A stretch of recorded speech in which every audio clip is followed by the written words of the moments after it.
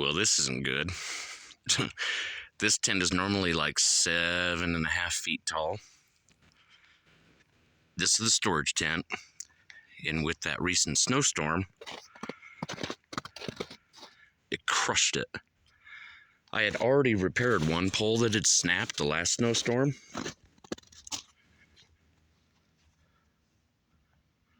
This is not good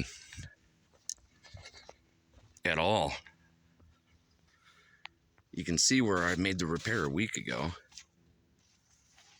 A pole snapped and tore the fabric. The storage tent's been fantastic for rain and wind and all that, but it just cannot handle snow.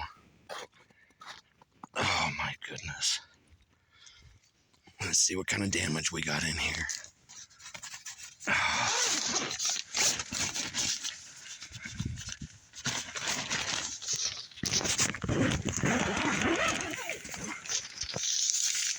Wow.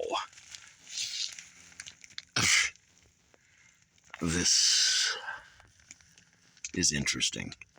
It doesn't look like anything's actually damaged, but I'm about to get to work to get it popped back up and do any repairs I need.